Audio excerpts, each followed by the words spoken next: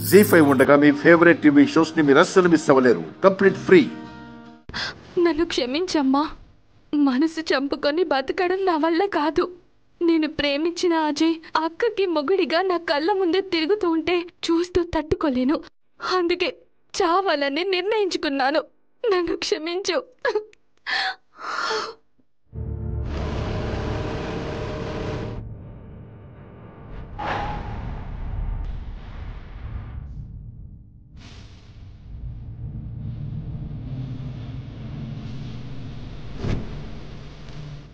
నువ్వా? ప్లీజ్ నన్ను చావనివ్వండి రుద్ర గారు. నన్ను వదిలేయండి. నీకేమన్నా పిచ్చా? పిచ్చో వెర్రో ఏదో ఒకటి. ప్లీజ్ దయచేసి నన్ను చావనివ్వండి. చావనిచ్చేలా ఉంటే ఇన్ని ఫ్లోర్స్ ఎక్కి నిన్నెందుకు కాపాడతాను? నేనొక లూజర్ని రుద్ర గారు. దయచేసి అర్థం చేసుకోండి. అవునవును, నువ్వు లూజర్ అని నాకు అర్థం అవుతుంది. సూసైడ్ అంటే ఎవరు లేని చోట చేసుకోవాలి, ఆపడానికి అందరూ ఉన్న చోట కాదు. సూసైడే సరిగ్గా ప్లాన్ చేసుకోవడం రాదు, జీవితాన్ని ఏం ప్లాన్ చేసుకుంటావు? నా బాధ మీకు ఎగతాళిగా ఉంది కదా. ఎందుకు ఎవడవాడు? ఎవరు? నువ్వు లవ్ చేసిన వాడు.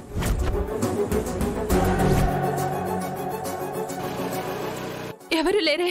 సూసైడ్ ఎలాగో చేసుకోవడం రాదు, కనీసం అబద్ధం చెప్పడం కూడా రాదా? ఈ ఏజ్లో ప్రాణం తీసుకోవాలి అనిపించిందంటే దానికి నీ ప్రేమికుడే కారణమై ఉంటాడు. చెప్పు, ఎవడవాడు? అమ్మో, అజయ్ గురించి చెప్తే ఈయన ఆ విషయం అక్కకి చెప్తాడు. అక్క ఇంట్లో చెప్తుంది. అజయ్ గురించి అస్సలు చెప్పకూడదు. కోమలి, నిన్నే అడిగేది. చెప్పు, ఎవడవాడు? సరే, నాకేమీ చెప్పవసరం లేదులే, కనీసం మీ ఇంట్లో అయినా చెప్పు. పద వెళ్దాం. ఎక్కడికి? ప్లీజ్ వదలండి. ఇంకెక్కడికి? ప్లీజ్ మీ ఇంటికి. వద్దండి, నేను రాను. రాకపోతే బలవంతంగా లాక్కు వెళ్లాల్సి వస్తుంది. అవసరమా? అయినా మీ ఇంట్లో బ్రేవ్ గర్ల్ ఈశ్వరి ఉంది కదా, తన్ని చూసైనా ఇన్స్పైర్ అవ్వచ్చు కదా. అలా కాకుండా ఇలాంటి పిరికి పని చేసి ప్రాణాలు తీసుకోవాలనుకోవడం ఎందుకు? సరే సరే, నాకెందుకు ఆ గొడవలు? పద వెళ్దాం.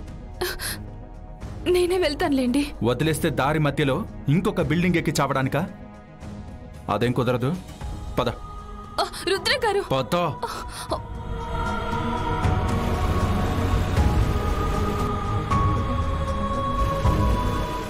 దయచేసి ఈ విషయం మా ఇంట్లో చెప్పకండి. అలా కుదరదు. ముందు కారెక్కు. ఎక్కు, కూర్చో.